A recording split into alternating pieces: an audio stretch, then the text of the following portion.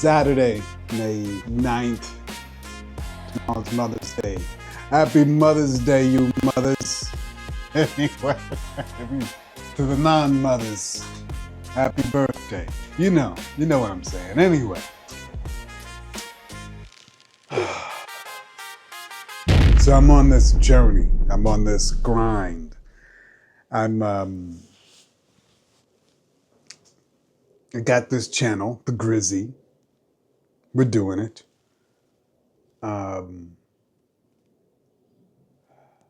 got this journey that I'm on, this 7-figure journey. And maybe it starts out this thing you say to a camera, but as you go forward, it's something you're living out in real life. So, but it's not my first rodeo. Hence the title of this video, How I Got Over.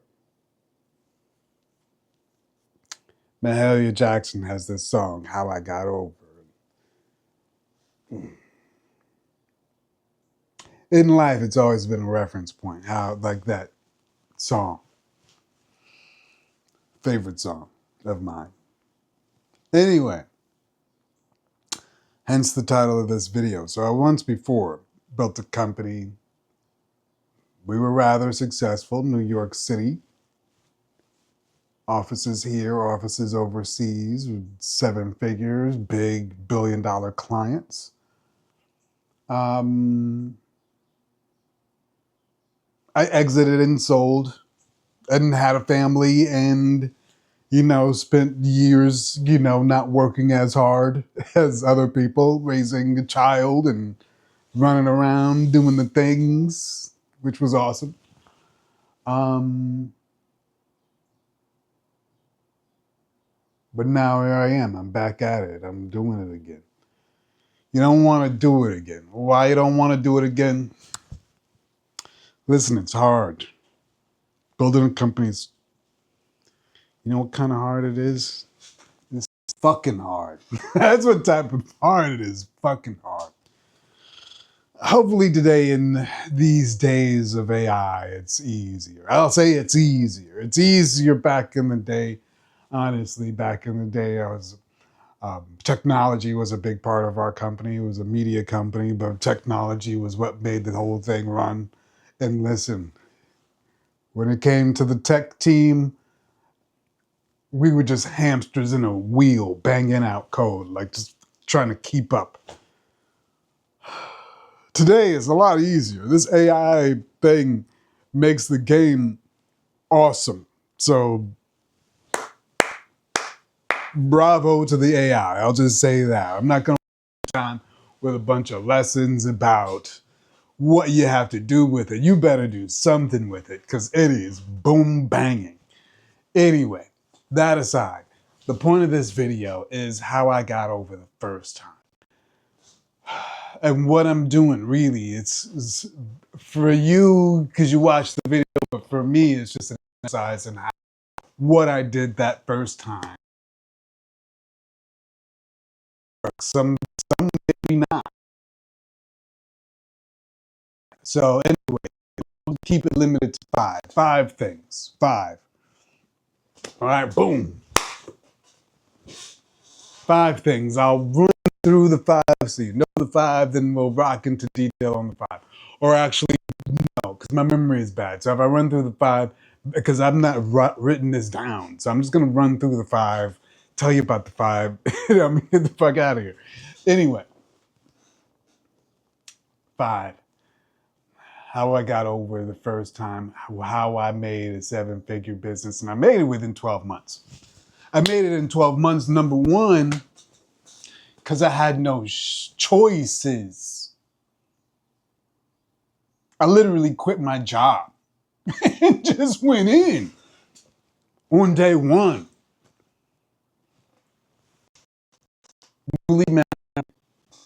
Newly purchased an apartment. That's how scary it was. Purchased an apartment in New York City, Manhattan, The Rock. and quit my job and said, I'm gonna make this fucking media agency thing.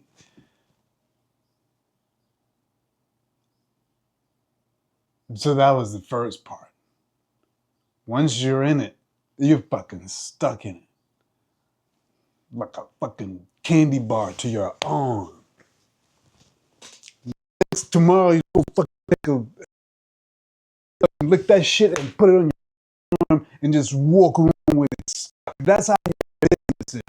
Fucking stuck to you like a fucking lollipop on your sweater. So that was the first thing. I was hard. So I had to climb out of that hole. There was no giving up. It was burn the boats. Now, honestly, I couldn't recreate that this time. Like, I couldn't recreate the level of desperation and fucked up need that I was in then. So maybe that's not something I wouldn't repeat it. I'm not going to repeat it because I was broke and I was on the street. Well, I wasn't on the street, but I had zero backup. Now I have backup. I got some dollars in the bank. I got things coming in, so I'm not going to be that mentally desperate. Back then, I was animal. I was animal on the streets. So that secret to my success the first time, take it for what you want. Personally, I wouldn't do it again, but that's what I did. I quit my job, my six-figure job, and that was, I think that was more than 25 years ago. I had a six-figure job. So motherfuckers talk about six-figure job today. This is 25 years ago. And I, boom, bounced on those fuckers. Anyway, take it for what it's worth. But that was number one. I burned the boats and I was in. Number two, the second way, cold calling. Cold call monster. I literally was cold calling. So I have a Wall Street background. I'm from the boiler-room days when it's like, Mr. Jones, I'm here on Wall Street. I've got this, blah, blah, blah, blah, blah. I have you in my book. We spoke 6 months ago. I have just what we talked about. We talked about the market correction that was coming up. What we talked about then is coming to pass, Mr. Jones. Are you ready to make that move, Mr. Jones? Get Mr. Jones on the phone and talk to Mr. Jones in his face. Or whatever, like my background was finance, but whatever it is, listen, I've done it many times. You get in front of whoever it is and you make your pitch. And you make that shit up in a motherfucking moment if you want. But you get in front of Mr. Jones. And you tell Mr. Jones that this is a rocket to the moon, Mr. Jones. Now, you want to go to the moon because you want the future for your family, Mr. Jones. Now, this is what it costs to get on the moon, Mr. Jones. But right now I have an opportunity. I don't even want you to pay that much, Mr. Jones. Are you going to come to the moon with me, Mr. Jones? Because this isn't a decision you can leave up until tomorrow, Mr. Jones. All right. I'm stopping, Mr. Jones. I'm talking back to you because a lot of times you feel like that shit is scammy. You feel like you don't even want to bend a motherfucker's arm like that. But you want to know what? Sometimes you got to pop a motherfucker's arm. Sometimes you don't have until tomorrow. Your company doesn't have until tomorrow. So they're losing their business today because they refuse to fucking convert today. Maybe sometimes you gotta bend a motherfucker's arm. Sometimes you gotta pop that shit.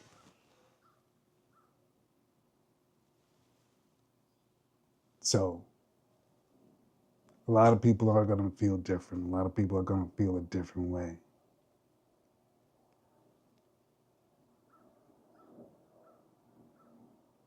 But if you wanna know how I made it the first time, sometimes you gotta lean in. And when it's time to lean in, you lean in. You don't leave it until tomorrow because tomorrow's not going to be there. The rent is due today. So lean in, press hard, lean back.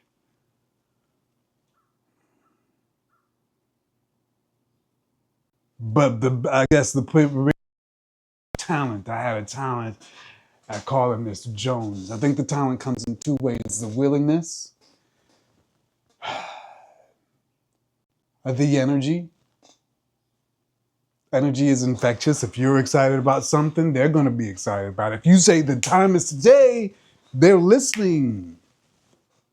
Somebody just said the time is today. Now, there might be a doubter in their mind, but they can't refuse the fact that somebody said the time is today. That's going to echo in their head. And maybe somebody's going to ask them, or their boss is going to say, or their wife is going to say, well, what did he say? He said, the time is today. And all they can do is echo what you've said. And so if you say that, you have until tomorrow, that's not a good message. Anyway, I'm getting all riled. I try to keep calm. To these days. Anyway, number three. Number three, now it's community. And I know a lot of people talk about community. They got a little school group, they got a little Facebook group. Now, the illest way to make community is in real life. We're like real life. Like real, like I am, you am, I'm here, you're here.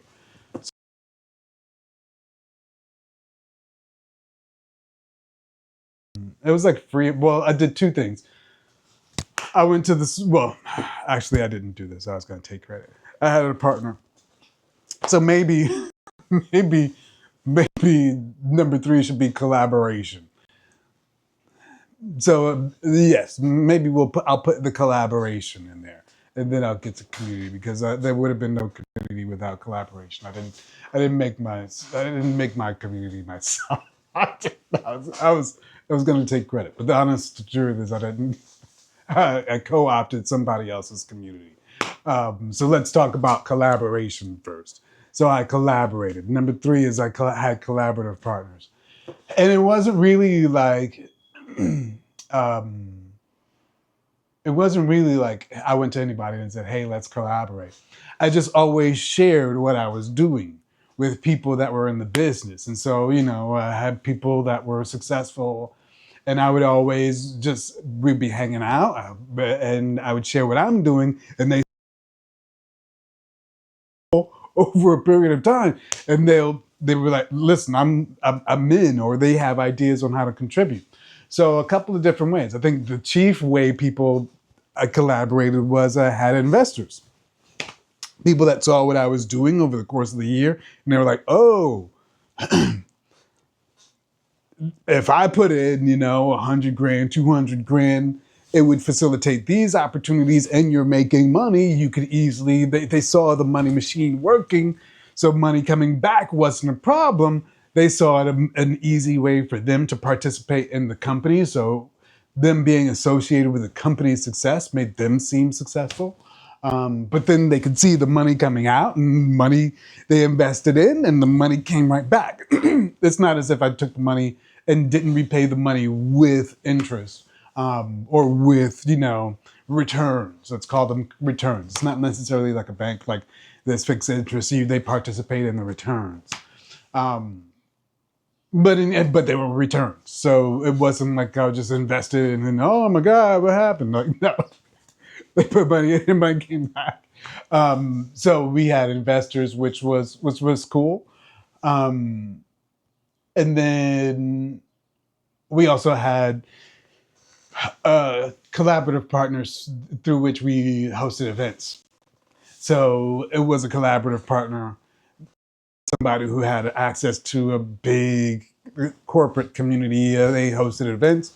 And there was we had two partners. We had multiple partners that had big audiences. We hosted events in collaboration with those audiences.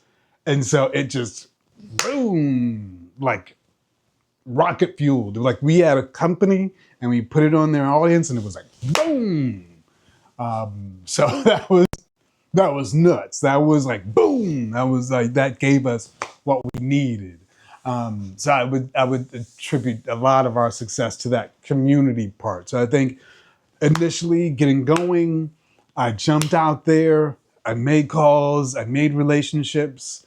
I made the initial success that got us to a six-figure business. And then once we were at a six-figure business, people started to see we got investors, and then we collaborated with different partners and got access to super large audiences. And that took us to seven figures within like 3 months, within 90 days. It was like boom. And that was dope. That was dope. Um, and then, well, let's go. Let's make sure. I got one more, but let's make sure it's just one more. So we started out how I got over. Number one, I jumped off and burned the boats and quit my job. Not suggesting it. It's bad advice, but that's, whatever. Then number two, look in Mr. Jones' face, whoever Mr. Jones is for you, like just boom. Number three is collaborative partners. Through exposure to a network, I got collaborative partners, both in terms of investors and then in terms of collaborative partnerships to get access to larger audiences. We threw events both online and in real physical space. The real physical space one is the killer. That's the real magic, the online piece. Nice extension, nice content, but that in-person joint is the real turbo fuel. Um, and then the community. So once you have these events, man, the community reach around your brand and who to do business with, it that's why it took us crazy within 90 days, because your calendar becomes packed in a different way. Like, so your calendar becomes packed. You've got two superpowers. You've got exposure and visibility to, let's say let's say 20 to 30,000 people is what you have visibility to on an average. Like, let's say you're partnering with three organizations. Let's say you partner with a professional group, your local chamber of commerce, another, say, um, events group, like, say, marketers, of Philadelphia or whatever. And then you've got another group that may be a tertiary company that needs access to your audience. So, say, for instance, for lack of a better example, let's say you partner with a casino or a co or restaurant or whatever. Sometimes it'll be that third pillar to give you what you need in terms of the resources. They want an audience to come in or whatever, or an alcohol brand or whatever. They, want access to a brand and they're willing to put up 10 grand for an event, and you're doing one of these monthly. It's so nice to just have somebody to put up the 10 grand, and then they have the special drink. People always show up for drinks. Like, there's a whole million different ways to get people to come to your event. Or free alcohol is one. But anyway, um, that was like, what was that? Number four was the community. So number one, burn the boats.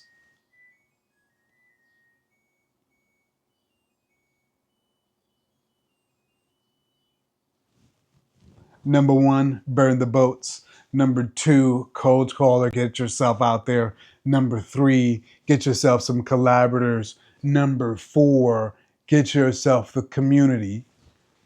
And number five was killer. Um, get yourself a labor force. So now you've got all this access. Now that you've got all these relationships, if you have to do all that work, you're going to die.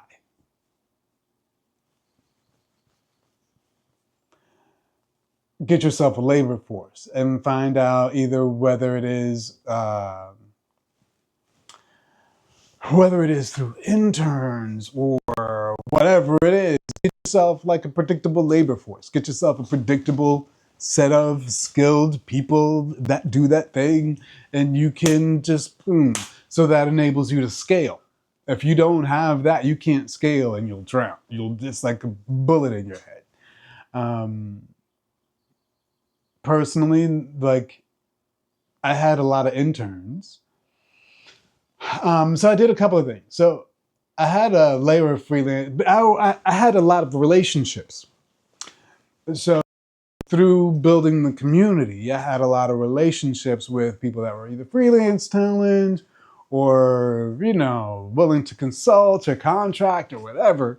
So you have that layer of professional expertise, and a lot of the things that you need to support that layer of expertise are fungible.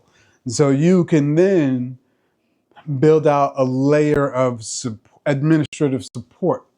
And so for me at that time, I leaned on interns, and specifically, so what made us, well, what I found to be a successful model was the international J1 visa form of intern. That's what fueled a lot of our success in those days. Was we had a lot of talent that would have cost us easily 100,000, or a fraction of that. That gave us the power to create the profit margins that made it possible. Otherwise, if we had to pay market rate for that talent, we would have not been profitable. We would have still make all the money, but the money would just come in and go out. Uh, so, so specifically, that's what we did then. I think the equivalent today would be AI talent, AI agents. Just to give you insight, so I've got right now. I have a couple of operating companies. They're not at the scale as what I had then. They're much smaller, but I've got one where we do like consulting services, agency services, and the last three positions we've had open for hire.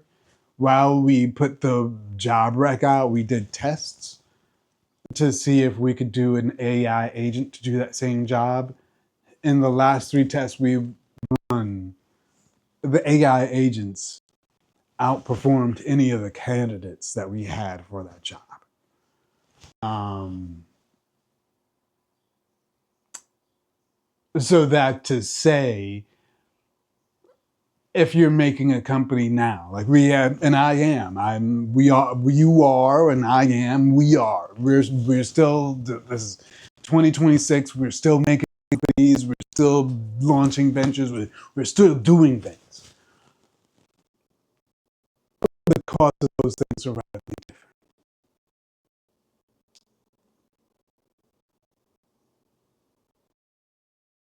Bullet to it. There's no like, hey, like I don't even bother like. And maybe I should. Maybe I should say, these 10 prompts. Maybe I'll figure out some prompts to sell you. But I'm not a big advocate of selling prompts or, hey, blah, get my template, whatever. I'm not, I don't even care. Um, because you have to do it, man. Listen, you don't need my template to launch a business. When I was in my 20s, I ran a $10 million business off of this notebook here. I would get one of these a month. And I wrote down everything in my business. And at the end of 2 years, it was a $10 million business. And I didn't even use really computers. I didn't computers like that. I didn't use computers. I used this book. I mean, I had a computer, and I had it, but I ran the business out of the book. I think I used the computer to like do work. Like it was like design. We did design stuff, and we used the computer for design and stuff. But I didn't even use anything like QuickBooks, right? Like I used this book. And I every day spent probably like 2 hours documenting my business in this book. And that's what I did. So you don't need templates. You don't need prompts. You don't need my 10 blah, blah, blahs. You need to do it. So with the AI of operations your business needs to run and figure out how to make agents that do that. Anyway, I'll leave a link. Think of something because I have an AI company. Network.AI. Maybe I should shout it out. Network.AI. You want to figure out what prompts to use for your business? Click the link below and I'm going to give you some prompts. But no, seriously, man, now that I've said that, I'll give you some prompts because I do use prompts. So I'm not going to keep all to myself. Anyway, long enough. 5. I promised you 5. I gave you 5. What do you need to do? Burn, bro. Burn. There's no adrenaline kicker like it. People around you, your people around you are not going to like it because the people around you love you, who you are now.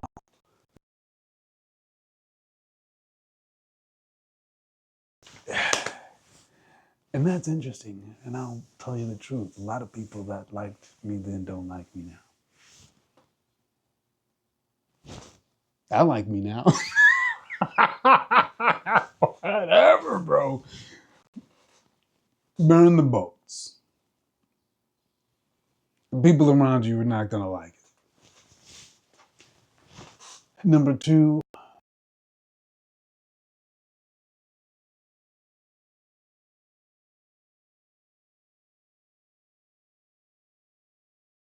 reach, all those things. Number 3, get yourself some collaborators. Can't do it by yourself. Get yourself some collaborators. Number 4, get yourself a community. Number 5, get yourself a labor force, bro. You can't do it by yourself. AI is the killer joint. So, labor force, AI is the killer joint. I wouldn't even import people anymore. But it has its own connotations.